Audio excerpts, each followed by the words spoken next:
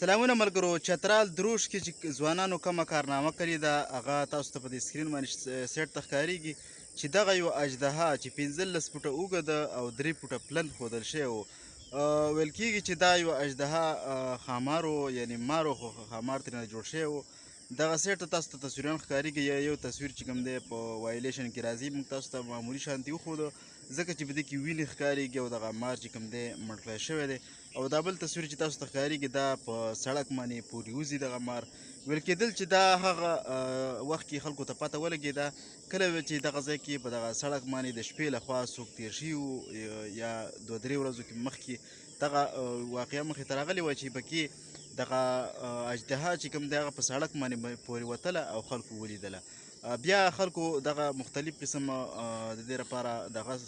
شروع کړله چې دا په څه طریقه باندې مړ کړو، خو د دې وجې نه چې هغه د شپې به ښکاره کېده او په دغه سړک به پورې وته او دې د شپه به یې په بل ځای کې کوله دغه اژدها او ورځ به یې په بل ځای کې تېروله. ورځې لپاره به یو غرونو ته خته او د شپې لخوا به راته دغه لاندې یعنې یو اوبو طرف ته به راته چې بس اوبه به یې څښلې او که یا به وده کېده خوب بیا که والله اعلم هر څه چې و. خو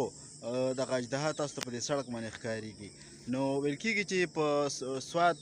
سوات نه چترال دروش کې دغه واقعه مخې ته راغلې وه چې ډېرو ملګرو ډېرو کسانو چې کوم دی دغه اژدها لیدلې وه، خو چا داسې نشو کولی کنې چې راغونډ شي او دغه اژدها لپاره د شپې دغه ځای کې کښېني، پیره وکړي او دغه اژدها مړه کړي، ځکه چې ویره هم پکې وه، ځکه چې 15 فوټه یو غټ شیز چې هغه یو داسې شیز 3 فوټه پلنې، نو د هغې نه خامخا ویره پکار او بیا یو مار غوندې معمولي ورکوټی مار یې نو موږ ترې څومره یېرېږو او دغه یو اژدها بلا وه، ځکه چې ویل کېده چې دا چې په سړک باندې ته نو ګاډی هم په هغې باندې نشه ورتللی، چې چېرې به چا په ګاډو کې ولیده هغه به ګاډی به ریوس کېده، ځکه چې په هغه 3 فوټه شیز باندې ورختل د ګاډي نه کېږي او هغه به دومره په سلو طریقه باندې ښه په خپل هغه باندې روان و، مطلب دا یېره ترهه یې په زړه کې نه راتلله. نو انسانان هغې نه ډزه تېرېدل. د دروش دغه خلکو چې کوم دی په شریکه سره اتفاق وکړ راغونډ شولو او د دې لپاره یې یو اقدام واخیسته چې دا شیز به خامخا ختموو، ځکه چې دا زموږ علاقې ته ډېر نقصان ورکولی شي. نو راپاڅېده او ټولو په شریکه باندې دغه شروع وکړه د غر د ویښ نه او چې خپل مقصد ته رسېدل، نو دغه اژدها یې بیا ونتله او په تبرګو او دغه شانتې په مختلفو قسمو طریقو یې هغه راګیره کړله او مړه یې کړله.